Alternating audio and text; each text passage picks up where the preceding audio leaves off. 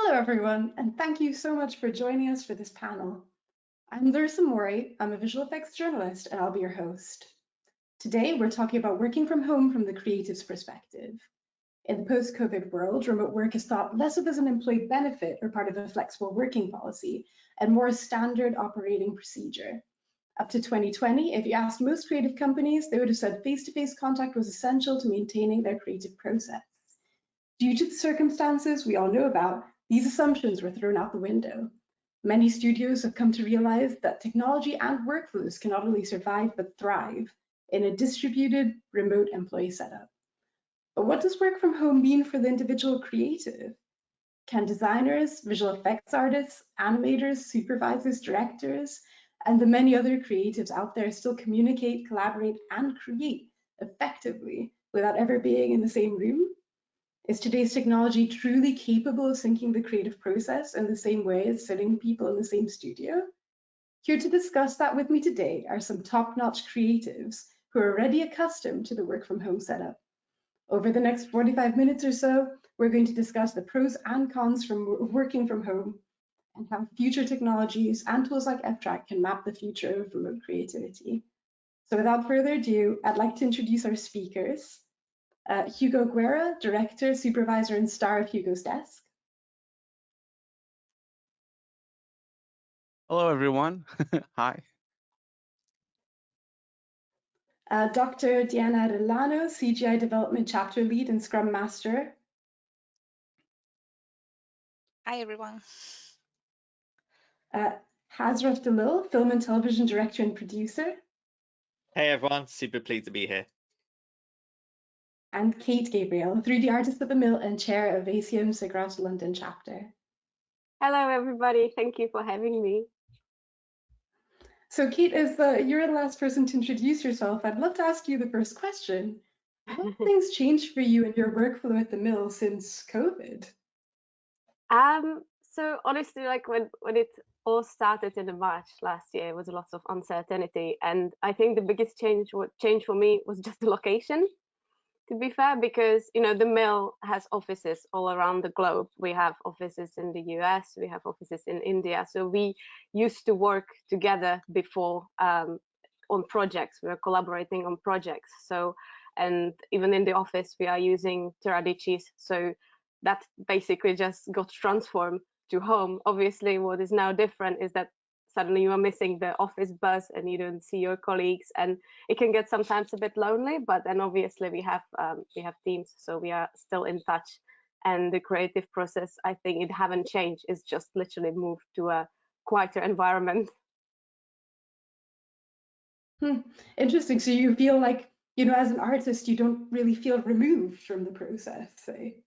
No, not at all. I think we are still like really creative. You know, it's all about communication. So you still are in touch with your team, with your supervisors, with the colleagues, and you know, if you're creating something, you're still asking for the same, like, you know, feedback, references, opinions, and yeah, I don't really feel removed. I think like we are actually even more connected than what we were before.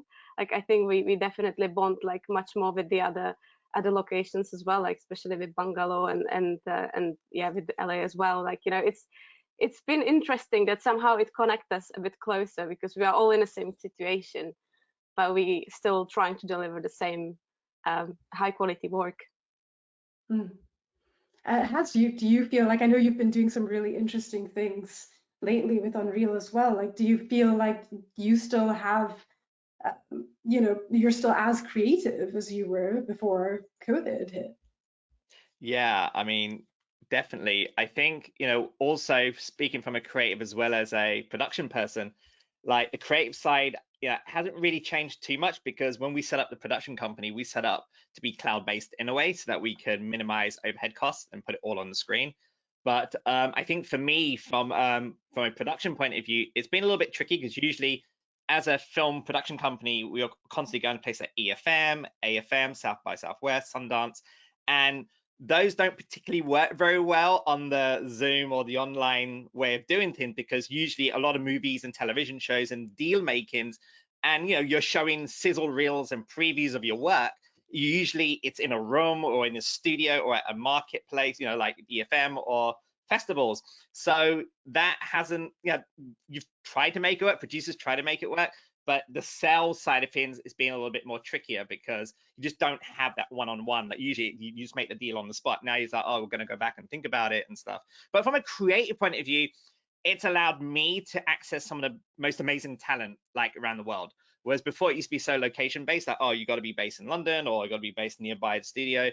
Whereas now, like, I find like there's communities popping up, especially like the fact that I learned Unreal Engine over a weekend via YouTube and then going on Facebook groups and putting out silly questions that, oh my God, my thing's broken, and people just responding. That's really helped shape the productions we're on at the moment. So yeah, it's been a bit of both for us. That's great. Hugo, what do you feel like a supervisor, can do to ensure their team kind of continues to feel part of the creative process? Because I know that can be tricky from a management perspective. Well, first of all, I wanted to just thank Ftrack and FMX for making this conference happen, this panel happen. I think before I answer you, I just wanted to like give a little small note of what you've been talking already about. Yeah. It's funny because I've been working remotely for 6 years, for much earlier than the pandemic hit and everything. And it's so funny now to see all these conversations because I left the industry because I couldn't work remotely, because I wasn't allowed to work remotely. So I left it, like I left the companies because, they weren't allowing me the freedom to work remotely, to have my own time and to be at my house and my studio. And now they all joined me to the working remotely. It is funny how we've shifted so much. And before I had to like convince my clients that it was okay to work remotely, I had to convince everyone that it was okay. And I'm really glad that this happened, but there is, of course, obviously a lot of problems. And now going back to your question, as a supervisor, over the last 6 years, I've supervised productions and directed productions with over 20 people. The biggest team I had was 30 people. And yes, it was very challenging in the beginning because, to be honest, not everyone is cut to work remotely. I'll be honest. I'll say you that right away, because working with artists, a lot of times I had artists that could just not gel into this, and they could not really adapt to working remotely, not having people around, not being able to ask questions directly. Obviously, we tried to deploy as much things as we could. Back then, when we first started working remotely, we started with a really big production. It was a CG trailer with like 25 people, and we just basically used Skype as a way of being on the whole time, having it on the background. We then used Ftrack to talk to each other and to communicate and have walls of comments and to just chat amongst ourselves. But there was always a few people that dropped out, of course. Like there was some people that just, did the project with me and turned to me and said, no, I'm never going to work remotely again. I know I don't like this. This doesn't work for me. And then they kind of didn't came back to other projects. So I definitely think definitely back then, it was a mindset thing that some people just need to have the buzz at the office. And I'm hoping that now that we leave this, and hopefully, everything is getting better now, everyone is getting vaccinated, and we're really, thank God, like going back to normal. I really hope that we can kind of like go into some kind of hybrid model, because that was really, in a way, what I thought was the thing that I wanted. I kind of left the mill because of that. Like I was there, and I really hated sometimes to have to actually be at the office because I was so unproductive by being at the office. Like almost I would be, swamped by meetings or swamped by people asking things, because since I was the head of department, I was always occupied with a lot of things, and I could never really do my work. And I always had to do my work at the evenings or something.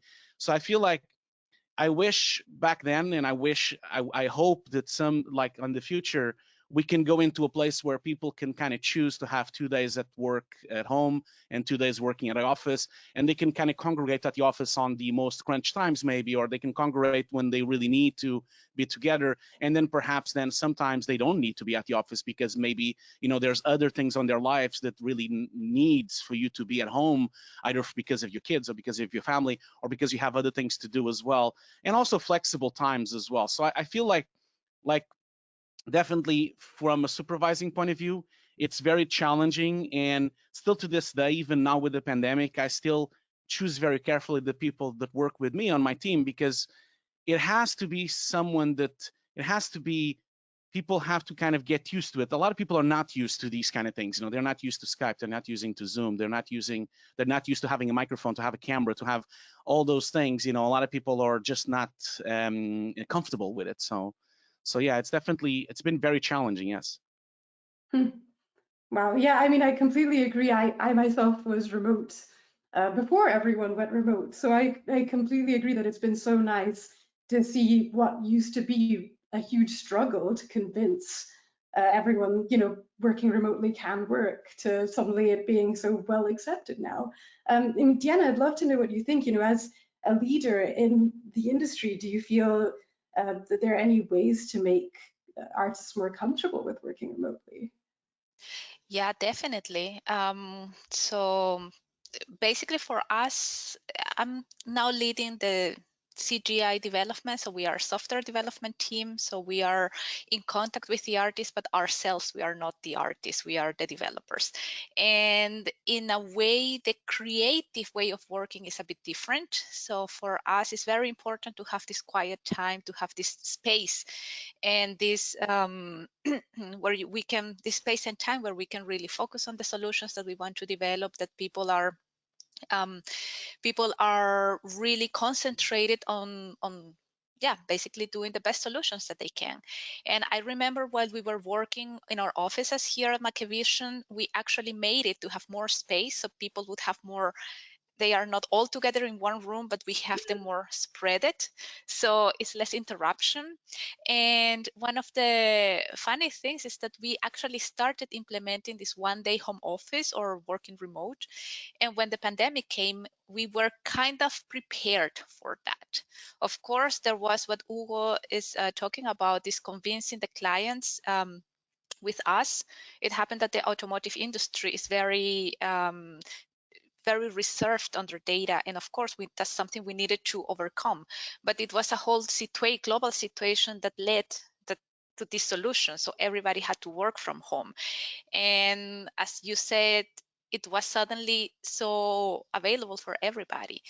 And it's been challenging, especially because, especially for new people, when they come in the team, not to have that face-to-face or that somebody or that team around you can rely on when you have questions and so that's been the hardest part for them and for us. So especially for me, how to monitor, how to see, are they doing good, they need something. So we established a bunch of strategies around it, but in general the communication is definitely good. The bonding that Kate was mentioning is also there. Somehow we have also tried to make, you know, like 30 minutes on Mondays where we just talk about nothing or about anything. And we try to really be aware of our mind health. So well-being, just not to go meetings over 6 p.m. or very early in the mornings, to respect lunch breaks, to be mindful of time between meetings. So that's something that Accenture, Mackevision, and the leadership have been very, very keen on putting into place, which in a way makes the whole work easier, because although you have a lot to do, you know that you have your space, your virtual space also protected in a way. And that's how we are navigating this remote work so far. Wow. I thought it was really interesting, you know, talking about the ways that you've managed that, you know, when it comes to, you know, even what you were saying about having that space to talk about anything. You know, I'd love to ask, you know, has anyone else come up with some interesting ways to, I guess, make remote working work? Yeah, I mean, I can jump in from a director's point of view when you're kind of leading a team of people in different departments, not just VFX and CG, but even music people, even your executives and your producers, and even your streaming people, like, you know, people at Netflix executives there. You kind of, what I tend to do is on a Sunday, I kind of put together like a little reel of all the work that I'm loving seeing coming in, all the dailies. I put in reference material, stuff that I like. You know, I'm watching Pacific Rim on Netflix at the moment, the anime, kind of very relevant to what we're doing. and I'll put that in, and that's the first thing we do. I'll just, you know, share the screen and we'll just scrub through it. We'll just talk about those shots. Like, oh, that was a really cool shot we did yesterday. That's really good work this artist did there. And just spend like a good half an hour just generally just easing into what the week is going to be. And then we gradually start talking about, okay, what's next? But I find having, I feel like my job not only is to make the movie, but also to inspire the team. And I find that when you're working remotely, as much visual material and face-to-face you can have to inspire your team, like Diane was saying, the mental awareness, mental well-being is so important, because, as artists, regardless of what division you're in, you're just constantly in that bubble making stuff, and there's a level of confidence, like, am I doing the right thing? Is this going to look good? Or I've been looking at this thing for so long, oh my god, it's crap. And sometimes you just need to like have that regular contact. So it used to be every Monday. Now I try to do it like Monday, Wednesday, Fridays. I try to check in every day. We have a WhatsApp group, and we have Google meetings, and we just like regularly check in, but not in a very destructive way, in a more of like, hey, how's it going? This is what I'm doing. How's it going on your end? Having any issues in Unreal? Or, our TD, our technical director, Ronan, he's constantly saying, hey, I'm checking the server, guys, don't upload heavy files, because I'm doing cleanup, but hey, I just saw this. And having that, you try to simulate what it would be like in a real world environment, while still, like Dan said, respecting people's times, people's situations. And I find that that became part of my job as a filmmaker these days. And I love it, but I find that helps massively. Well, I mean, this might be a bit of a tricky one, but have there been any challenges or any disputes that you've all had to resolve? And what's that been like? I don't think there were that many challenges on my side, to be honest.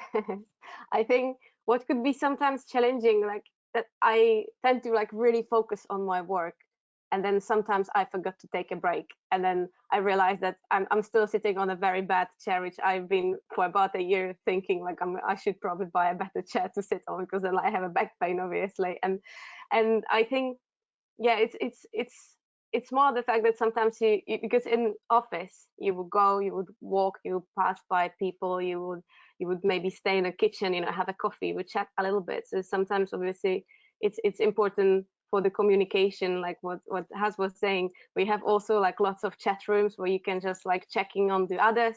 We do informal meetings, catch up sometimes, like like a half an hour before we start, like from 9 to 9:30 sometimes, or like we have regular showcases. So that's been all really, really interesting and cool, and it just makes me miss the people around me, the feeling of being in person more than any time else. It's funny that you're asking about challenges. I do feel that we have a lot of problems that are happening on this industry. Before I get into the problems, just to reply to talk about what Az was saying. It's really interesting what he's saying. I have started doing the same exact thing. We've never talked about this, the two of us, but started doing exactly the same thing as a director, and especially talking with my team and also talking with my clients. I started developing this kind of thing called a video email. Instead of sending an email, it's a keynote presentation. So basically it's like a 5-minute video where people can watch the latest dailies, the latest turntables, the latest concept artists, the latest things that we've done. There's always a few jokes at the end, a few links, a few things. So I started feeling like that keynote, especially for my team, and also especially for my clients, because my clients tended to braze off emails, especially the long emails. And a 5-minute video is very engaging, especially if it's like a keynote presentation where you're talking. Usually I have my screen and then I'm on a little corner talking, almost like if it was like a stream, And people really enjoy that. I started doing that right away when I started working remotely 6 years ago. My clients love it, and my team really enjoys it as well. So it's funny that I think we immediately started doing those kind of things, because you have to communicate in that sense. I find it awesome that Az is doing that as well. So one thing about the problems, I do have something to say which might be controversial. I have to. The thing with this is that I'm together with a huge community on my Discord and a huge community on Hugo's Desk, and I get a lot of messages from people with problems and issues and struggles that they have during these times. And one thing I've started noticing by the dozens is people complaining that companies, are a bit obsessed with the fact, because you're working remotely, there are certain companies that are, trying to almost like manage too much the artist. And I think that is one concern I have right now. I have reports of people telling me that they are forced to leave their webcam on. They're forced to like be in the webcam the whole time just to prove that they are there from 9 to 5. And obviously that's not all the companies, but there's quite a lot of companies. I'm not going to name them, but there's a lot of companies that are doing that. And I feel that's the absolutely wrong way to approach this, because you should not be trying to mimic or pretend that we are at an office, because we're not in an office. We're at our homes. And at homes, we have, I don't have kids, but people have kids. We have like, family members, we have noise, we have other things happening, we have the mail popping up, we have like pets, we have other things that we also need to take care of, especially during these very crucial times. And I just hope that companies don't try to force this kind of surveillance into their artists, because the first thing that they should understand is that they should really trust the artists, because just like in a company, when I was in inside companies, we used to have a bunch of time, which was just nothing. We were, a lot of times we would get up, we would go and have a coffee. Sometimes we would have a chat on the water at a cooler. Sometimes we would go to the pub downstairs and then come back or go and grab a coffee. There's always dead moments, and that's part of the whole process. The whole process is for you to also talk with other people and to be inspired and to go here and to go there. And actually, sometimes you're stuck, so you walk around on the building and then you come back and you are unstuck. So just this sheer notion that they're trying to survey, proving that you're there from 9 to 5. First of all, it's a bit of BS, because anyone can make a video loop and pretend that they're on a camera. That's the first thing that can happen. Multiple people have done this in YouTube, proving that they can pretend their presence on a Zoom call. But I just feel like that's exactly the wrong way to go. This is a new world, so we need new ways of approaching it, which means that it's more about what we output than actually being here at those certain hours. As long as my artists, like whenever I have my team, with 10 to 20 people, as long as they deliver what they said they were going to deliver, I don't really care if they're working at 1 o'clock or 2 o'clock or at 12. I don't. Of course, I do care if we have a meeting or a catch-up, then of course we should be together, and we should have a daily, or we should have a meeting that is important to the process of a project. But if they go on to their world and they decide to work at night, or they decide to work in the morning, or decide to work in the afternoon, that's up to them. And I'm not even going to check if they've actually worked 8 hours or not. I just check if they've done the work. And I feel like this forcing of almost like factory level 19th century mentality is just really not compatible with the internet age. That's the thing that I wanted to say. I completely agree. And I think it's really interesting what you were saying about, sometimes you just do need to go for a walk and, get over that block in creativity. Diane, I'd love to ask, how do you unblock creativity? That's a good question. While working remotely, it's hard. I'm still trying to find the answer.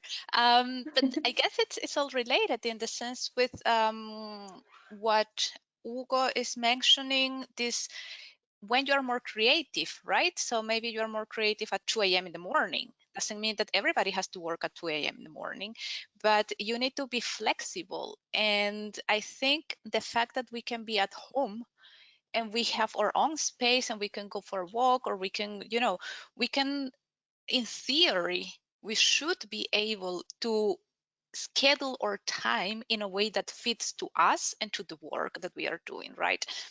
Sadly, it doesn't happen for various reasons. You have this surveillance problem, which if it's like that is really, really bad, because we have to change our mindset, right? So it's about the people. And I agree that sometimes you want to see the people, because I'm really happy when I see my colleagues, especially when we have our Scrum meetings. But on the other hand, I don't have to have them with a camera there, just proving that they are there.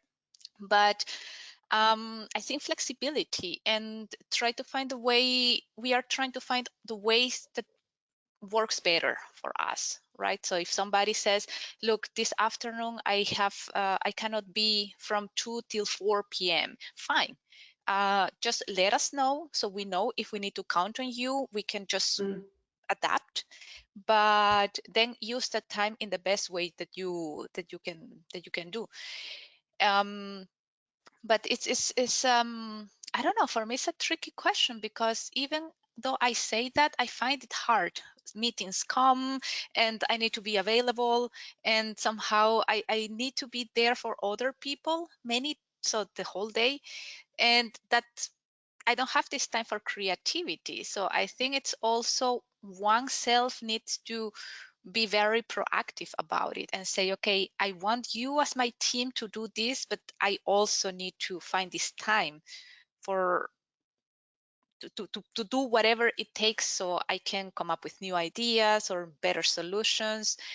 And this idea of gathering together, just, like time to chat or time to discuss things, it helps a lot, because many times we have situations, issues that we need to solve, say, okay, let's have a meeting, let's just try to brainstorm together as if we were, in person. And that helps. But as long as we don't have that flexibility, it's really hard to find ways to unblock creativity. Completely. And Kate, I'd love to ask, for you, is there any kind of technology that's helped when we're talking about tools to unlock creativity?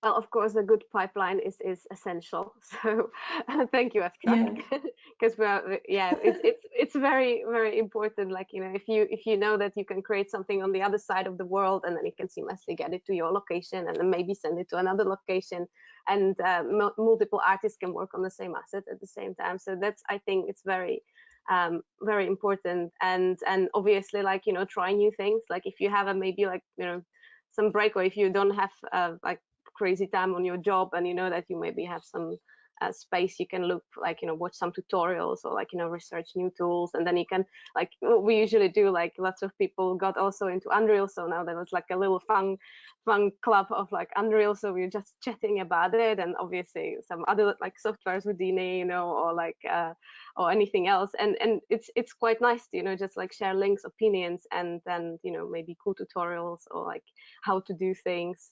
Or sometimes you can just call your colleague and say, like, look, I find this tool, it's really cool, and you share your screen and just show like how you've done it, and it's like, oh, this is amazing. So that's probably very important. For sure. I'd like to jump in. From my point of view, obviously I'm doing a lot of real-time, productions, especially things like Unreal Engine. We're currently making our feature film. We're in production right now on a feature film, hence the anime poster, and we're delivering that in September. Now, if I was to say to myself, like, even a year ago, 2 years ago, that we're making an animated film remotely with a small team of amazing journalists with a distribution deal in place and all that, everyone's like, that's insane, that's crazy.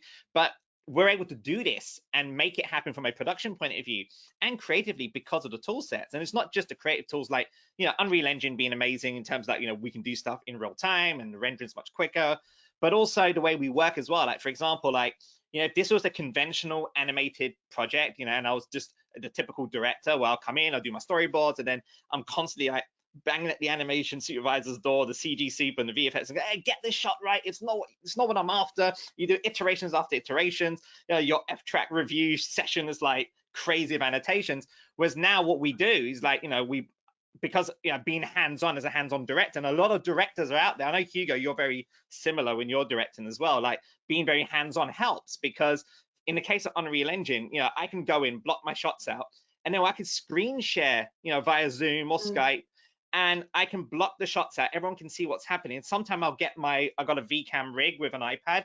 In this room right here, I've actually done a lot of the shots of the film. I'm blocking it out, and then my artist can see it's all working out, and then they can go, oh, let's move the camera over here, let's try this. And we're all kind of like being on a set. It's like a virtual set. It's really, really cool. And then once the session's finished, no one has to redo that work. The camera is signed off.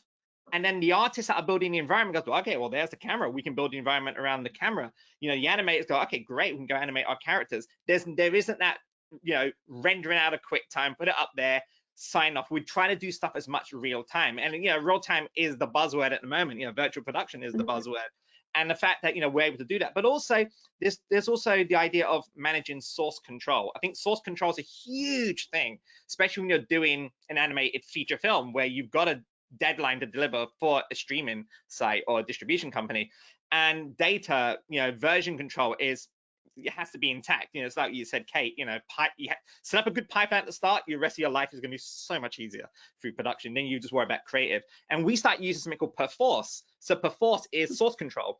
And there's quite a few different versions, but the thing about Perforce is it's free up to 5 users. So where my producers, I'm like, okay, great, I don't have to pay for this for 5 users. And when we ramp up to 10, we pay for that so we can cash flow it. But also we use Amazon Web Server to store everything. So again, from a production point of view / creativity, I can budget. And every month, I know it's going to cost between $40 to $50, depending on my data transfer. We also have a set of rules, like do not upload your cache folder. For the love of God, no one needs to share your cache folder. That stays local. Just share the actual, Unreal Engine files, your assets, and so on, and your Maya files. Once you've got that in place, it's such a joy. Like in the morning, I'll come in, load up Perforce, press synchronize. All the latest stuff and all my artist updates are synchronized. I can see there's a history log that says, oh, Andrea's done this, Jonathan has done this, Lucy's done that. And then I load up Unreal Engine and I'm using the latest version. Now, if I want to go in and be the naughty director where I go and start changing things, sometimes I can't do that because an artist has got that file locked. It makes me sleep better at night when thinking about the production. And again, all of that's because we have great tools in place in order to manage that process that enables us to think more about the creativity. The problem I have now is how cool can I make a shot, as opposed to, oh my God, now we're having bottlenecks and stuff. That's great. Wow. Do you feel like, oh, sorry, Hugo, you were going to say something? Yeah, I was going to say something, yes, because this is the pipeline part, and I have a lot to say about that. And I'll be short, of course, but just wanted to mention that the current pipeline that we are using, like for the last 6 years, is actually a bit different from people of the ones you guys are mentioning, and also I still do feel that there's quite a lot of issues on a remote pipeline that are still not overcome, and I'll explain what I mean. For example, I still don't really think that streaming machines really works for me, for example, because there's too much lag and there's too many problems from my point of view in terms of fidelity of image, So for example, I still currently use local machines, I still have an actual Mac Pro workstation at my office so that I can at least have 10-bit displays, I can have a proper color fidelity pipeline, I can have a reference monitor with SDI out so that I can use grading and I can actually use editing properly. And I still think that we are still very far away from having a true 10-bit stream of imaging through the internet. Obviously I know the Mill can do that because they have, they have private lines that they can actually do that between LA and London, but it's not really possible for the normal user like myself or other people that are just with a small team. We don't have those kind of budgets to run leased lines. A leased line is like thousands of pounds a month. It's worth it, but it's too much money for these kind of productions. So I still feel like we're really far away, and I think streaming boxes are really cool and the technology is awesome and is evolving every year, but on our team, we still use local machines so that we can have our RTX cards, so that we can have all of our cores, so that we can have 10-bit, so that we can have proper color calibrated monitors, so we can have all of this kind of going. And then in terms of distribution of files, yes, we spent a fortune in the beginning to build a very robust pipeline, just like the ones that Has was mentioning and Kate was mentioning, where any artist on my team, when they open up the software, everything is synced, and they can see the latest version. And when they load, they don't even have to relink any file. The files are automatically relinked. All those things are already set. And we distribute the files between something that is a bit controversial. I know we use Dropbox Business, which everyone hates, but I actually love it. And I've been using Dropbox Business for 7 years now. We have 30 terabytes on Dropbox Business.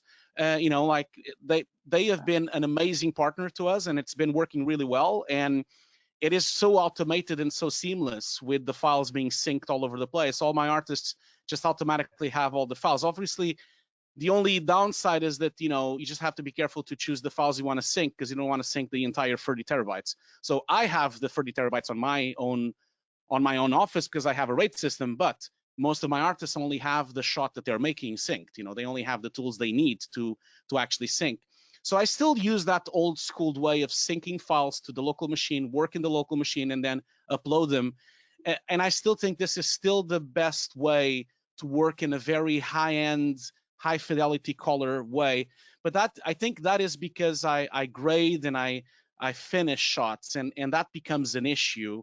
And I know other companies also have dealt with this in a different way. You know, I know companies, for example, installed grading suites on people's houses, you know, just so that they can actually finish the shots in high quality.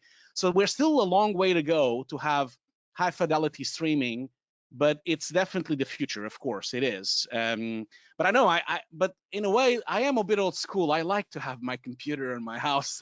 I like to have I know Has likes that as well. And he has his own laptop there and his graphic card and everything like that. I still like that factor of having all the brute force with me if I need to, you know, without having to like stream and rely on some kind of hiccup that the internet could have on that day, or a streaming lag. And I don't know, I'm just too fast working to have lag. I just can't stand lag, you know, it's just a problem for me. I completely get that. I mean, have you guys found that when it comes to production tracking, has the ability to track production changed at all since, you know, COVID hit?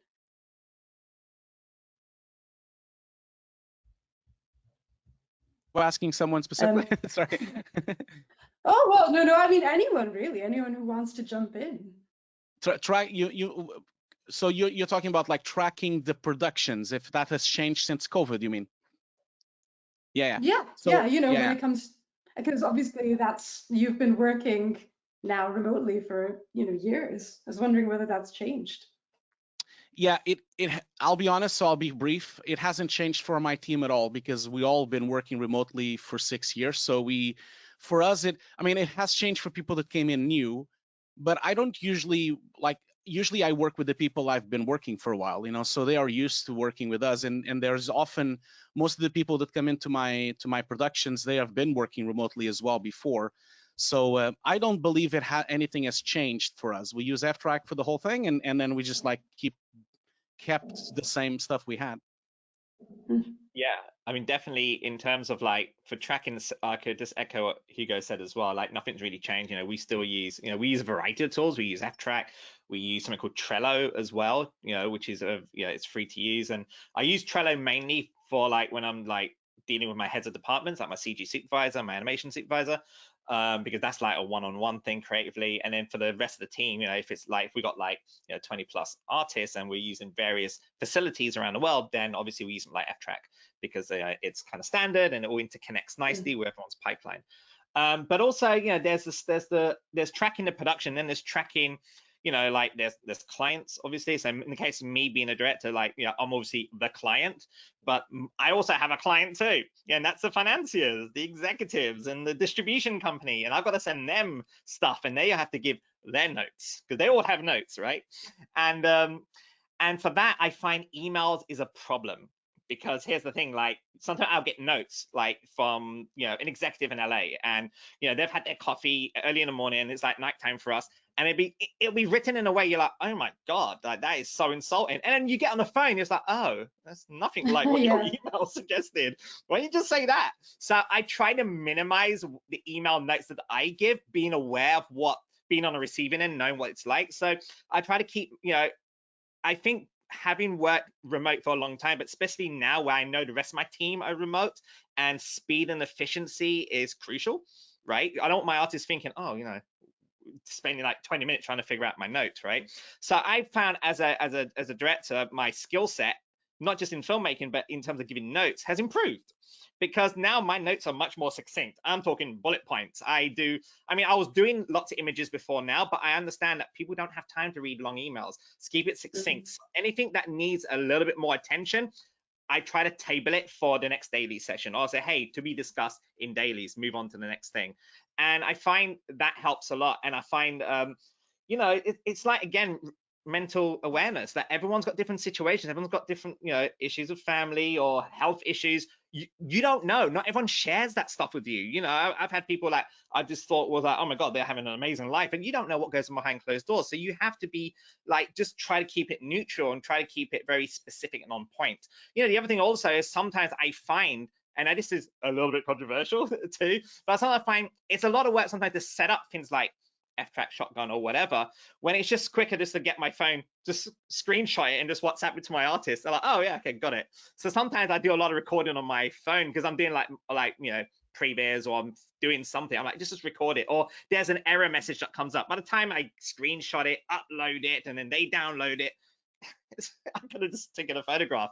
So a lot of that depends on your situation, your team. You know, I find the smaller the team, the less of a big production tracking system you need, because it's so much more efficient to keep it nimble. But obviously the bigger your team and the more supervisors you have, you need to have some sort of system. So I find it hasn't changed, it's more evolved, if anything. So maybe I can add on that. So we, in the development department, we don't use Ftrack as the production departments do it. So for example, 3D or 2D departments, or VFX department. But I was actually talking, and I mean, I got this feedback from the 3D supervisor, and he just mentioned that now they are using Ftrack not just for the time tracking, which is basically the way we have using it in the past, and we in development still do it like that, but they are actually using it for the reviews and for, I mean, they have in one tool everything: time, budgeting, production review.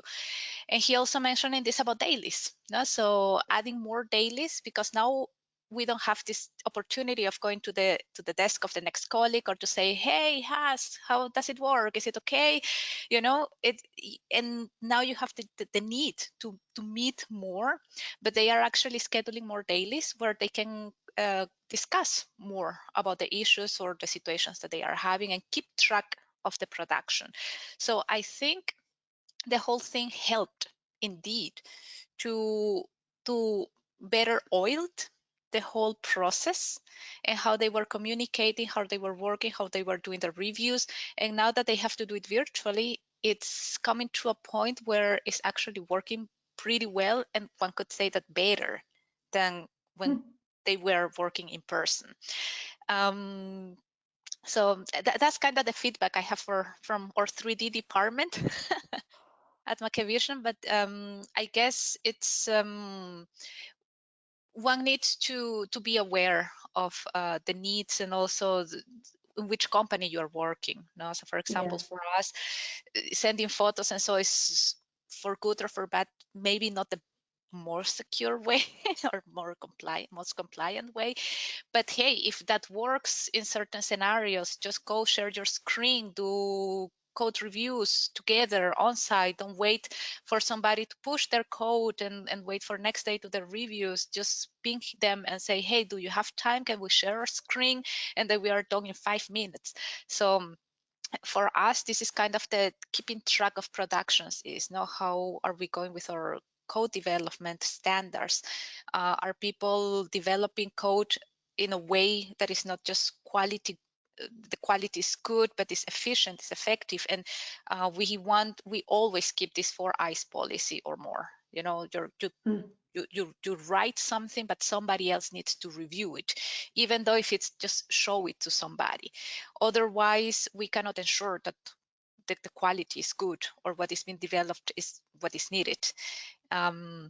So from our side, is a lot of using the previous tools, like now we are using GitHub, and basically having all those things that help us keep an eye on what we are developing. Wow, that's really, really interesting. I mean, I'd love to ask, you know, with Kate, like as a 3D artist, do you feel like your review process has changed? Like, what does that look like? I think probably everybody is trying to go more straight to the point, and it really helps as well. I think everybody, because you know, you might have more meetings than before because you have to be on the different calls and in multiple, you know, times a day. I think people, improve their communication skills as well, and yeah, really trying to express themselves as best as they can, because if you are with the person if you're in the person, you can just take a paper and a pen and just draw something, and it's like, oh, I think the camera will be here, and then you will have some effects coming from this side. But yeah, if you are speaking just to a screen and you need to express yourself, or like you can open, for example, one of the softwares and just draw something, and then you try to say like, I think it should be like this, like we want more explosions here and there. I think that definitely improved. It's very true. I think this would be you. I guess there was a little bit of chat about how the future might be kind of health remote, but also health in-house. I'd love to ask everyone what their thoughts are about the future. Do you feel that we're going to be remote? Has it worked well enough? I wanted to just say something short, and I'll let everyone, because I feel like I've talked too much on this talk, but I just wanted to like go back a little bit for what Az was saying about you don't know what people are facing in the background, and I think that's part of the future of this thing for it to work. As I mentioned before, I have a huge community that usually tends to message me when they are concerned, and I'm very open on that. I always ask people, you can contact me, you can ask me things, that's not a problem at all. And there are so many people struggling with this, struggling with depression, struggling with issues of loneliness, and struggling by, like imposter syndrome, all these kind of issues. And so there is a huge problem of mental health happening because of all of this, from pressure, from companies forcing you to have the webcam on, or from companies not really dealing with the situation as they should, forcing you to. I have people telling me that they are forced to work on Saturdays, or they're forced to work 12 hours because the company sends an email saying, oh, because you're home, you can work more hours.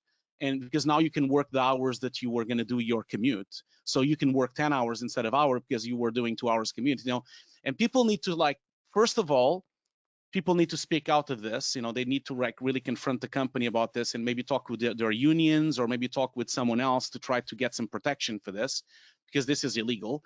And the other thing as well is that companies and artists need to deal with this in a different way. We all have our own struggles, and a lot of people have struggles, especially now that we're alone. Those demons come to light, they come back to haunt us. And so I think part of the future, if the technology is really coming there, but then the psychological and social aspect of it is not really there.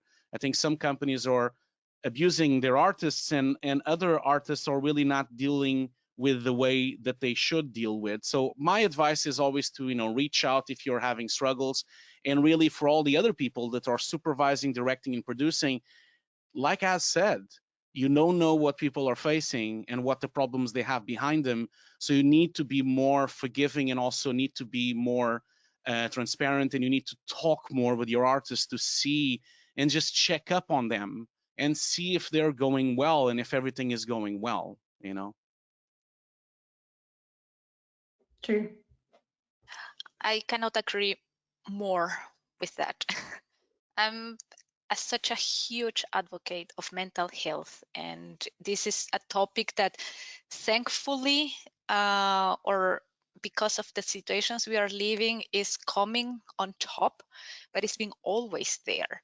And just because in the past we met with people and we talked with them, doesn't mean that we really knew.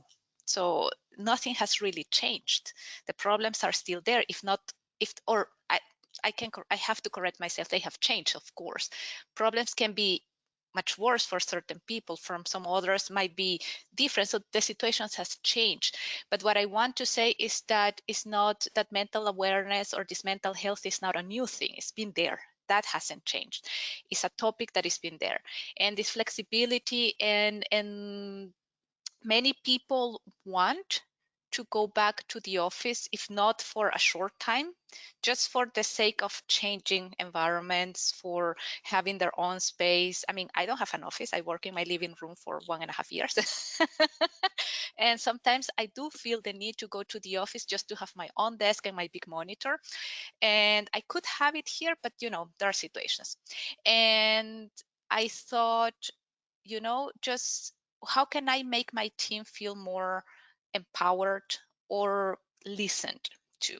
So I really try to schedule meetings with, if not with all of them, at least to have some contact point that knows how this person is doing. And it's not just to micromanage, it's to see, okay, are you doing well? Is there something I can do for you? How are you working too much? How are the projects? If there have situations with the projects, it's like, okay, let's talk with the project managers to see what's going on. Because if we go back to full in person, which I don't think is going to happen, either we will go to fully remote or to a hybrid where it's going to be more remote than in person. Still, we need to keep these things. So, and this is the change, to be more aware of what the other peoples are living. Not to know, we don't need to know what they are suffering, but we need to know if they need help, we can provide it, or we need to respect and we need to give this flexibility no matter what. So it has to come. I don't need to know what are you suffering or what is happening in your life, or if everything is good for you, then you don't need that flexibility. It's flexibility by default. That's how it should be. Independent if we are going in person or hybrid or whatever, I think we need to make that as our, like the same way that you need to work, well, you need to have flexibility. That's my take on this. Completely. Yeah, definitely echoing both what Hugo and Diana said there. I mean, absolutely agree. I mean, mental health is a serious thing. Like we said, it's always been there, but I think it's a bit more open now because of the situation we're in at the moment. In terms of the future, you know, it's a tricky one. I mean, it's all dependent on this goddamn virus, right? But I don't think it's going to be fully because of just the way the world is. I think it will end up being a combination of hybrid. You know, with me, you know, being a filmmaker, I'm not just dealing with animation, you know, I'm dealing with live action as well. And one of the reasons I pivoted, by the way, to direct and animation was kind of out of necessity, because, you know, I was supposed to be doing my live action feature film like this year, and that had to be pushed for next year because, you know, financiers got cold feet, you know, big name talent wouldn't fly from LA to Spain where we were going to shoot. So, you know, I think if anything, what this situation has forced me to do as a, you know, from a filmmaking point of view, is rethink my strategy a little bit, but also rethink my career a little bit. Like, you know, before we were working from home, you know, I would go to LA like 5 times a year. Yeah, I got those air miles. 5 times a year. And a lot of time I go in there, just have a meeting with an executive, say at Warner Brothers, who's just available, or someone at, you know, one of the big players, and you sit there, you're like, it's a 10-minute, 15-minute meeting. You go, yeah, great, love the pitch, you got it. Whereas now I'm having way more meetings on a hand. I'm like, oh my God, why did I have to go to LA?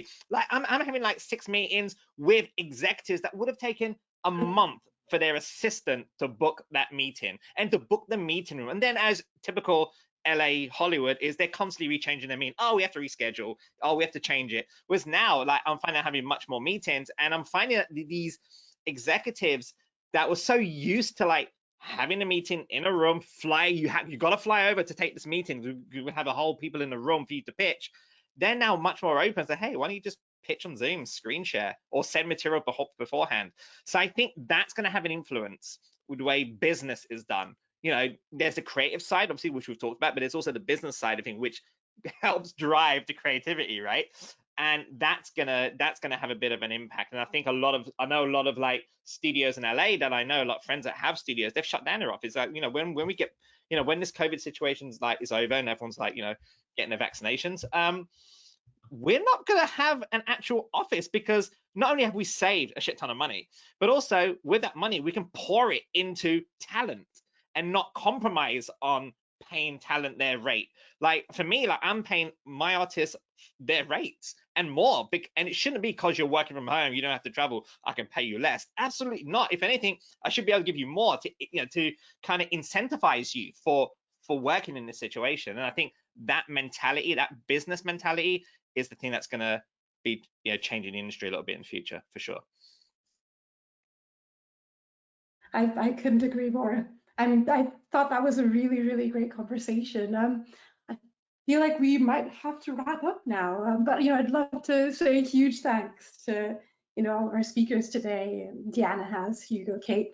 You know, thank you so much for sharing your thoughts. I think there was a really, really there's so many great takeaways there. There's a ton of them. And especially when it comes to mental health, that's so important and so critical for the future. I'm really glad we got to discuss that.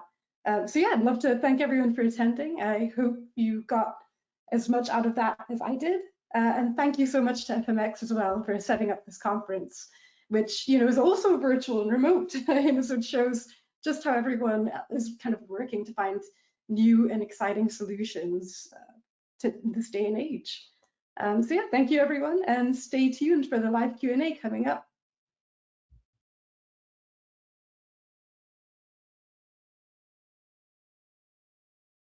Thank you so much for joining us.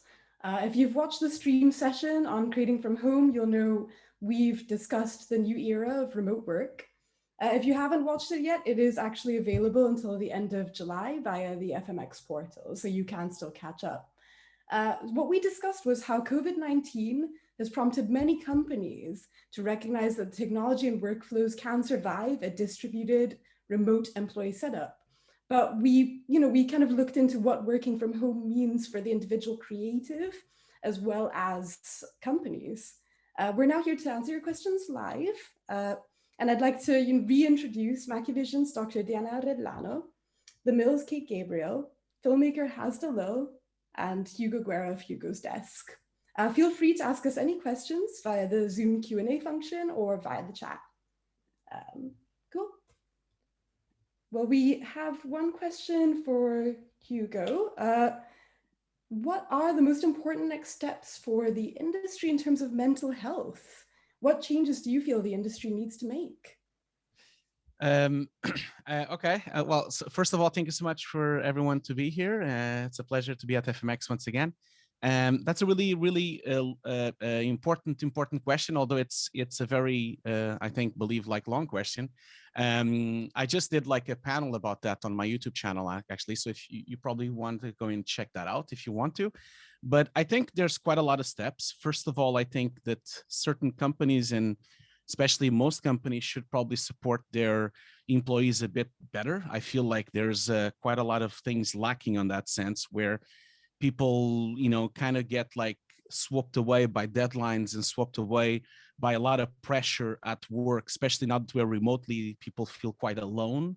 And so sometimes I think some companies are probably not really understanding fully the struggles and the problems that people sometimes face, because behind every smile and behind any person that looks okay, he might not be okay. That's the thing, as we've proven time and time again, every time that someone commits suicide and every time that someone is actually having struggles, sometimes we never know about it until it's way too late. So I think the industry needs to start having the approach that they should always consider that maybe there's things behind that person or struggles that the company doesn't know about. And maybe then the company could probably open up with ways and tools to try to help them in that sense, on a private way, on a very, they have to be, of course, very careful and very gentle with those kind of things. But I definitely think companies have a lot to do on that sense. I don't want to be the only one talking about that. I'm sure someone else on this panel also has things to say about that. But as I said, go and check out that was not the last video, the video before that on my YouTube channel. There's a panel there about mental health, and it's a really nice panel. Go and watch it. Absolutely. I think it's a very, very important topic of discussion. Absolutely feel free to jump in if anyone else wants to chat through it. Yeah, I mean, just to reflect and echo what Hugo has rightly said, from my end, having to work with a bunch of people remotely, sometimes it's a little bit hard to figure out people's personalities sometimes, or what people are going through. And I think one of the things that I always encourage is to have as much communication, like verbal communication, video communication. There's something about when you're seeing someone on the screen, you can really read someone's body language, but also like the way emails are written as well. That someone may go, hey, fine, I'll do those 100 shots, fine. But you don't really know that behind it, like, oh my God, they're like freaking out massively. So I think, companies, supervisors, leads, directors, producers, anyone in some level of management needs to try to understand their artists from a personal level as well, and try to constantly communicate with them whenever they give them a task to do. try to get them to understand why the task needs to be done, but also you need to understand if they can do the task and what issues they may be finding, because we're all artists and we all want to do the great work. We never really say no to anything cool and creative, but behind that there's a lot of weight on artists' shoulders. And I think that needs to be a bit more heightened in conversations, and especially when you're briefing your artists. Yeah, I totally agree with you guys, because I think these are times also to show vulnerability and to be able to say, no, I cannot do something, or I feel I can do this other thing better. And this has to do with what Has and Hugo have been saying. So you need to talk a lot, and you need to try to be in contact with your team. And of course, it goes like you have to talk more with your team, but on the other hand, you need to balance as well how much time in front of screen you will have with all the people around you. And in that sense, I really like a move that Accenture Interactive did. So the company Mackevision belongs to now, and basically the CEO said that on Fridays we shouldn't schedule internal meetings, because that would give the employees the time to think or to actually do the work they cannot do because they are in meetings during the whole week. And I think that's a very clever move, because it frees your calendar, and it's a suggestion, and it's not like nothing will happen if you have meetings, but we strongly recommend not to schedule internal meetings on Fridays, so you know that day you can use it for your own work and for your own, to listen to your thoughts as well.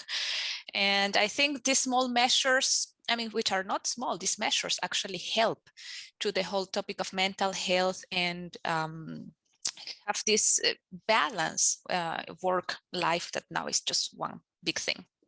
Couldn't agree more. I also have a question here that I think you'd be perfect for, Kate. How do juniors avoid getting burnout while entering the industry and working their first years? Or, do you feel like juniors have to just work really hard and really prove themselves? I think it's much harder for the guys who are just starting, because obviously, if you are in the office, you would just like turn around and just say, all right, I don't know how to do this, can you show me? And it would just take the time. And now it's more like you need to balance it, and you need to reach out to like more senior people, obviously, as well, to find out what's their time, because obviously they have lots of meetings. Thanks to being remotely, everybody has lots of meetings all day, and then obviously they need to ask the person like how to do it, or just don't be shy, basically. Like if you're struggling with something, don't be shy to reach out to somebody who is more senior, or it's the essential, because that's what you would do if you are in person. So why stopping it now, basically? Completely. And oh, sorry. Sorry, I was just going to add to that there's another side of that as well. I'm speaking from experience as someone that has been burned out in the industry a few times, and that actually has problems now and physical problems because of those burnouts. One advice I would give to everyone here is that if they're working on a company that is allowing that to happen, they should really consider maybe moving along to another company, because obviously most big companies and most good companies don't have this issue at all, and they support the artists a lot. But there are of course exceptions to the rule. Obviously things are getting better, but there are also situations where people are still being pressured to work too much and working weekends and working too many long hours. And I just wanted to say to the audience that this is from a personal point of view, as someone that has been burned out from working too many weekends and too many long hours. It really is damaging to you, and you don't feel it right now because you're 20, you don't really you feel like you're indestructible.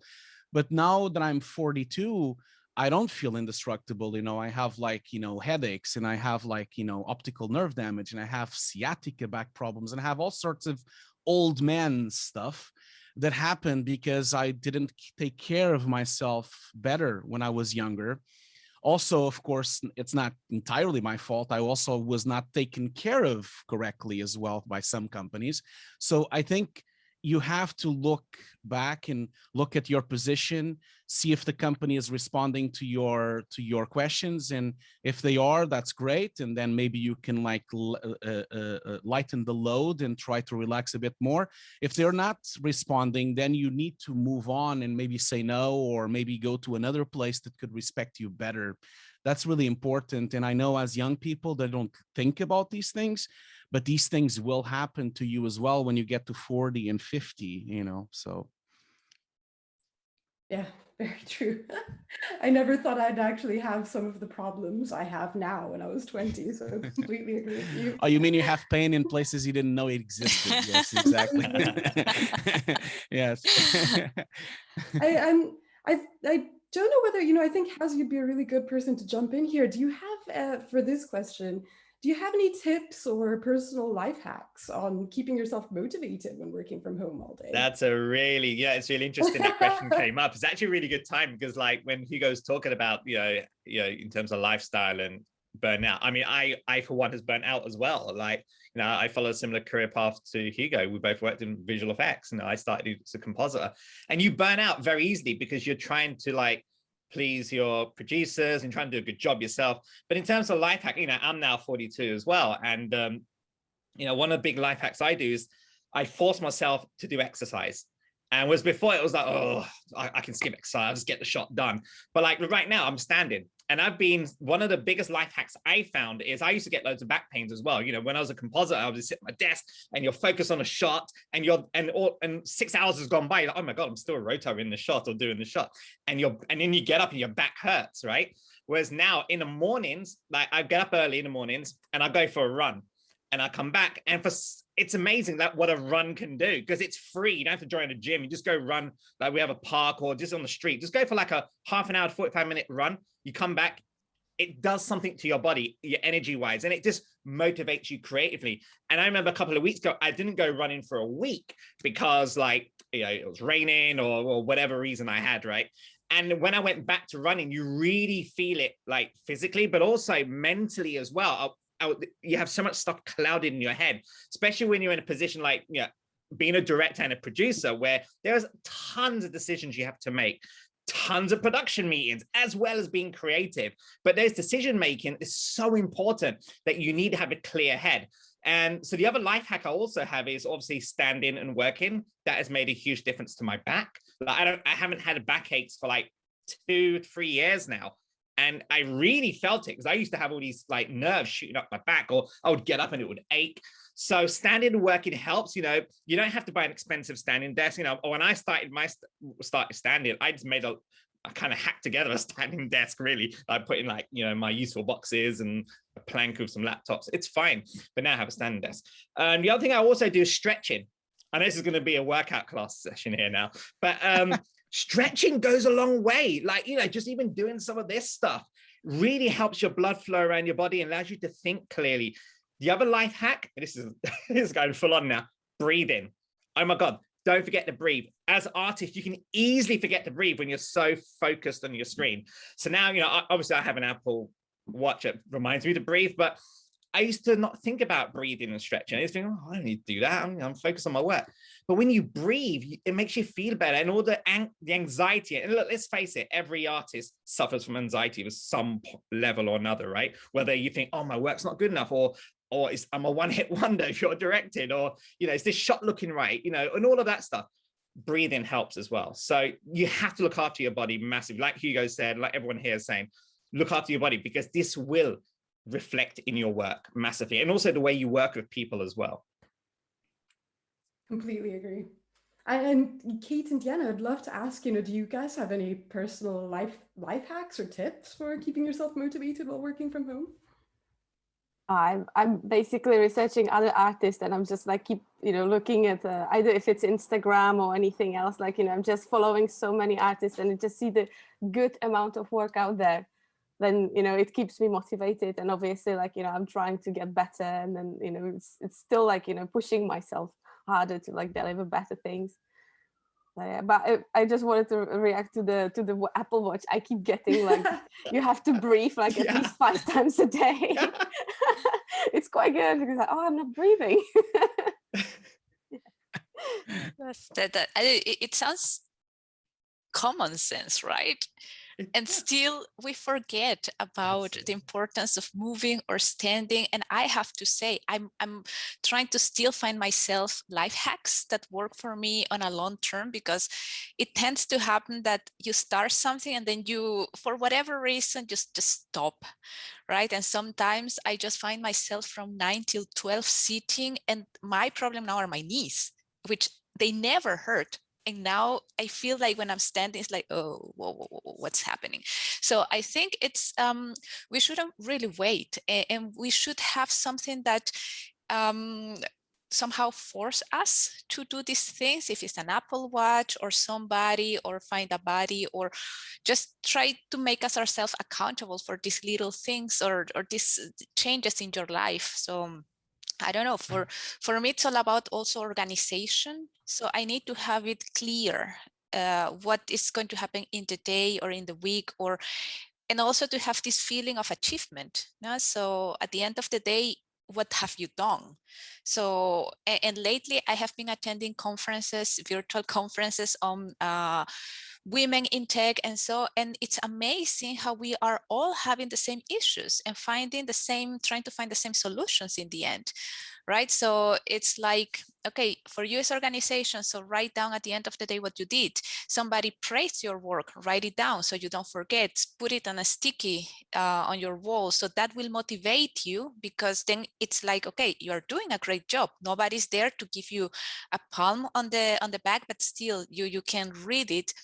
And that goes a bit like Kate is saying, look out there for motivation from the work of other people, talk a lot.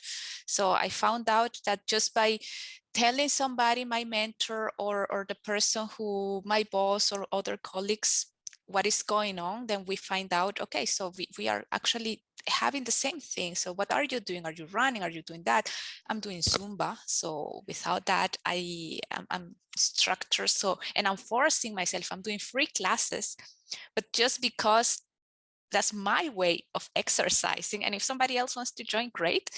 But after that, it's like my mind is brutally so find whatever is best for you, if it's sport or if it's reading or if it's sleeping more. So yeah, one needs to find what fits best, but don't forget your body and your mind.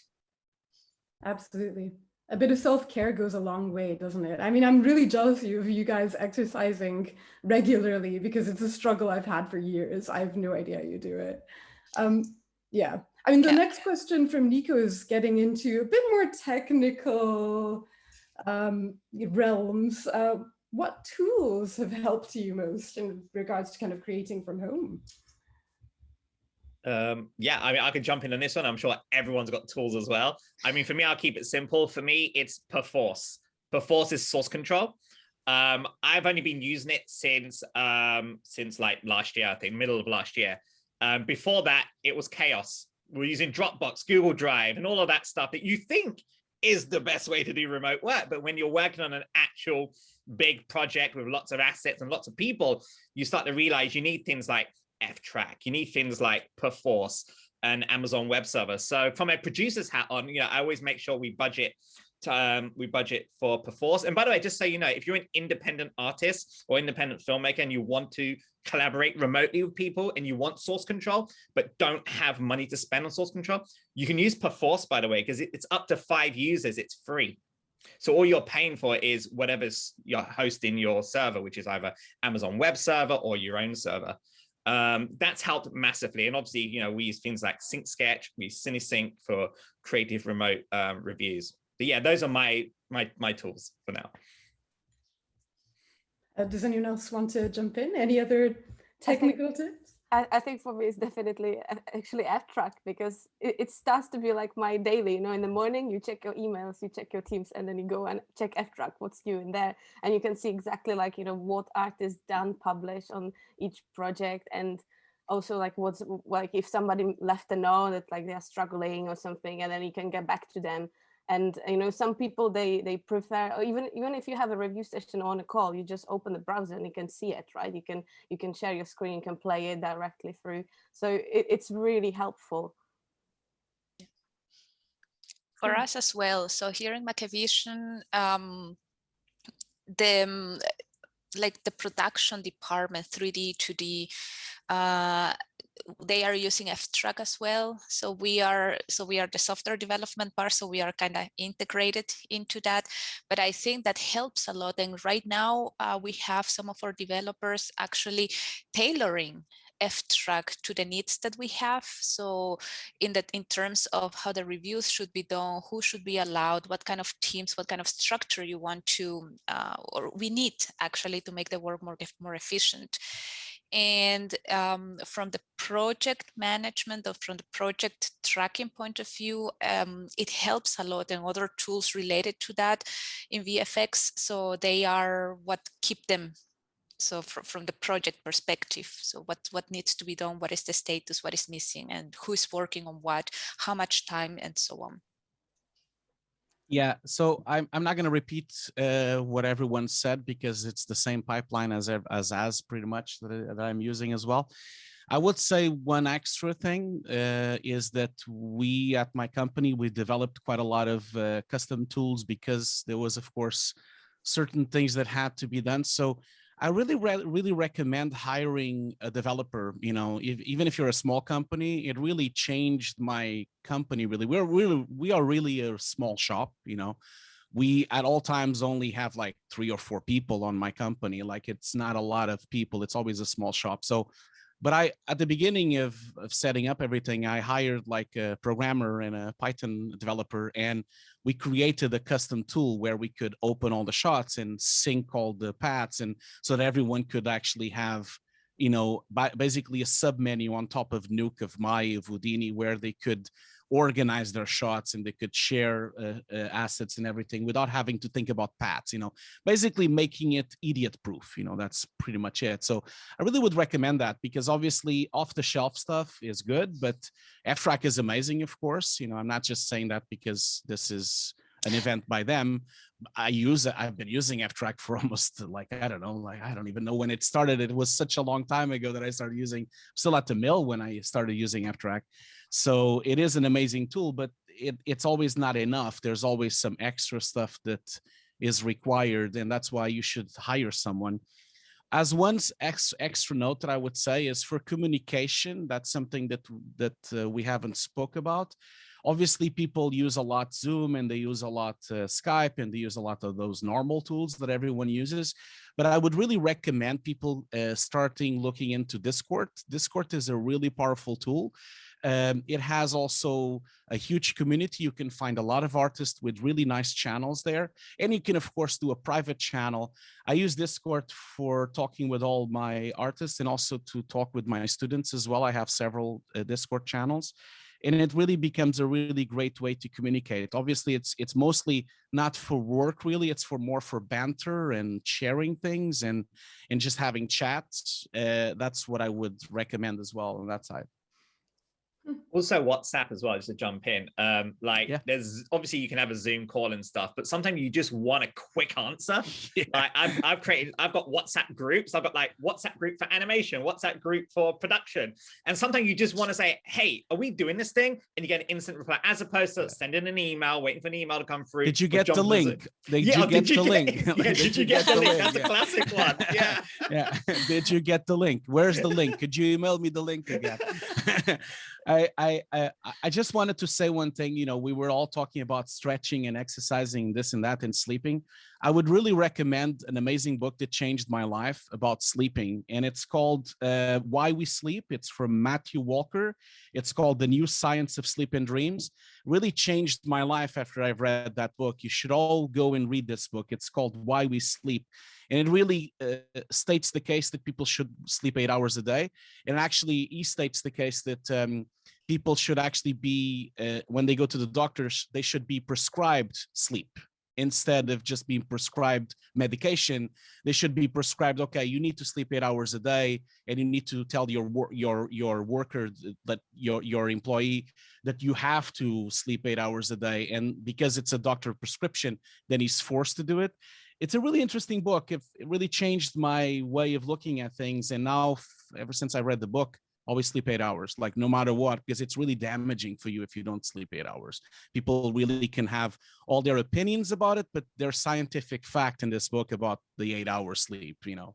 So maybe have a look at that as well. Not just the exercise, but also the sleeping, you know. Very, very good tip. Can you write down the name or the author on the chat? Yeah, of course. Hugo? Yeah, I'll do that. Yeah. This might be kind of a challenging question, but you know, do you feel? I'd love to ask you, Diana. Do you feel we're ever going to be ready to move back into the office? And you know, if so, what preparations will a company like Mackevision need to make for that shift? Yeah, so that's a very good question. I think we are not prepared, and we will never be prepared to go back fully into this office. That's my personal opinion, and the opinion I got from my developers, or at least the ones I have explicitly asked this question to. But definitely we want to is a hybrid. So, and I think that's kind of, so there are no specific numbers, but I think that's the tendency that we will follow, especially in Mackevision. We are trying to, and because we are not part of Accenture, but still people are going to the office. Some of them, of course, we have organized all the how the process of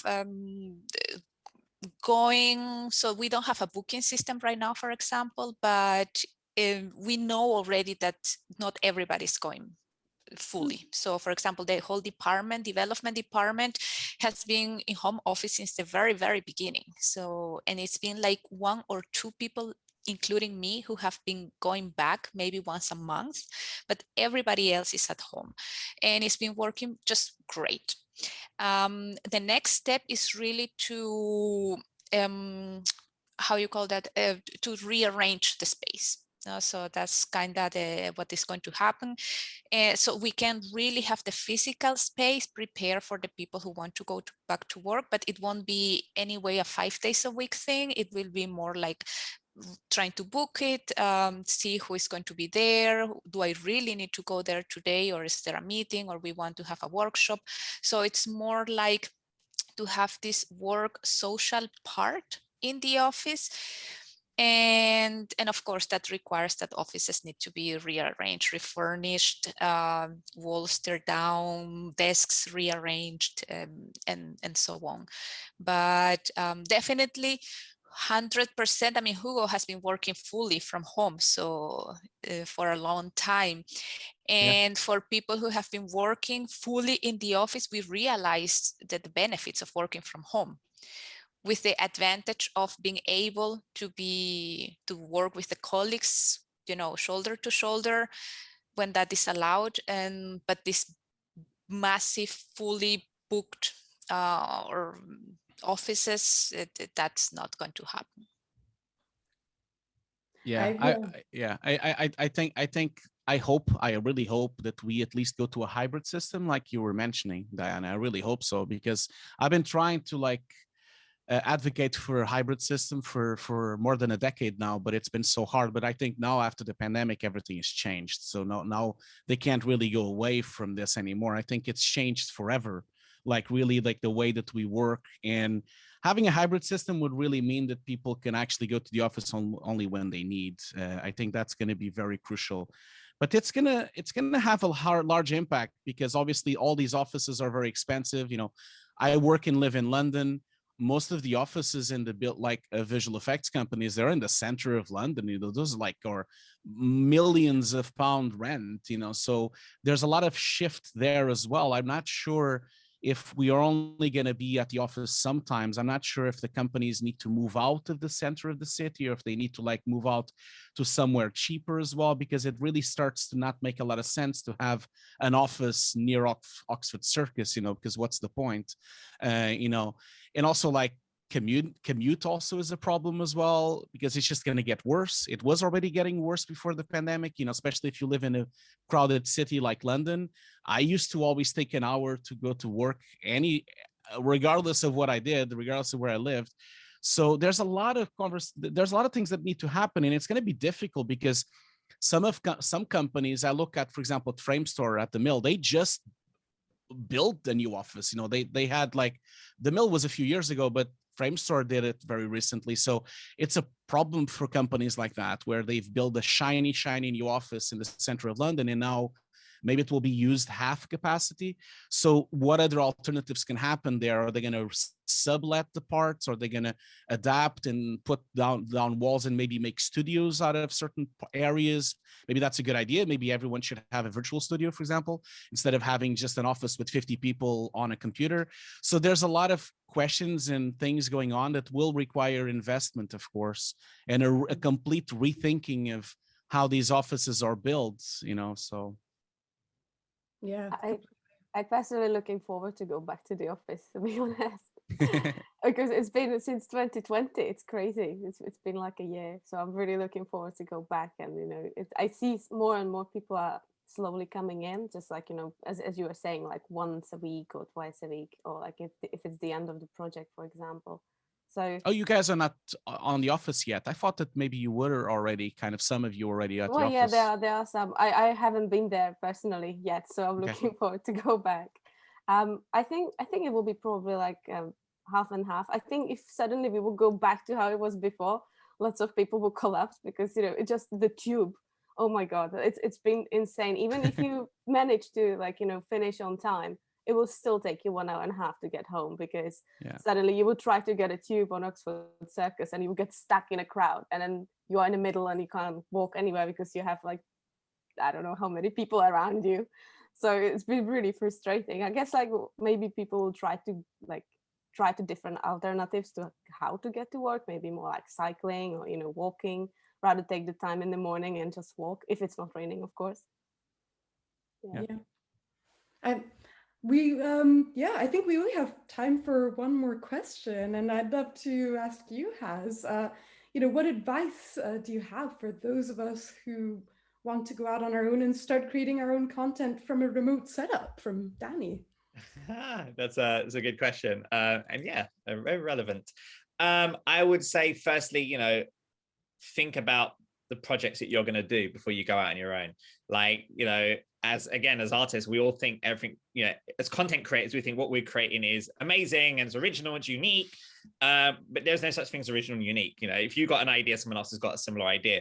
So I would say, before you go ahead and go off on your own and do your own content and create your own like project remotely, and, you know, and put finance in there and people's time, really look at the project you're doing. Like, you know, firstly, wear your business hat on, see, is there a market for this? You know, is there going to be a place for this work to be distributed or exhibited? Because that's the most important thing, right? You make your project, you want people to see it. The other thing is also be very smart with whatever resource and money you have. You know, you may have a small amount of budget, but a lot of access to resources. You may have a lot of money, but not a lot of access or knowledge. So bring the right people on board. Like, you don't need a huge team. It's like Hugo's company is like 3 or 4 people. Similar to my company, we only have 5 people, and we're working on an animated feature, which we will ramp up later, obviously. But the point is, bring the right people on board when you're collaborating remotely. So understand the idea that you're doing. Research your idea from a marketplace to know that, you know, there is a place for this thing. There's an audience for it, so people will see it. Second thing is, bring on the right people. And lastly, don't go off and splash loads of money on just hiring really expensive people that have worked on big movies or anything. Be very selective in who you bring on. Like for me, like on my project, we have generalists. And the reason I have generalists on my project is because there's a level of personal investment that I want with my team. I don't want them to come in for like a month or a few weeks, do a tree or Houdini sim, and then see you later. I want them to come in from the beginning and stay right through to the end and share that journey. And I find with generalists, they stay on right through to the end of the project because they can do a lot of things. And of course, granted, some of them are better at one thing than the other, but it helps, especially when you're using things like Unreal Engine or real-time solutions. So that's kind of, that would be my advice. Yeah. Yeah, that's very, very good advice. And yeah, I'm afraid, yeah, that's all we have time for. What? I could have kept talking for another half hour, to be honest. Like, this was such an interesting conversation, and there's so much, you know, to say around this. For anyone watching, if you'd like to know more about going remote and do a little research into tools that can help, please, you know, head over to ftrack.com/remote.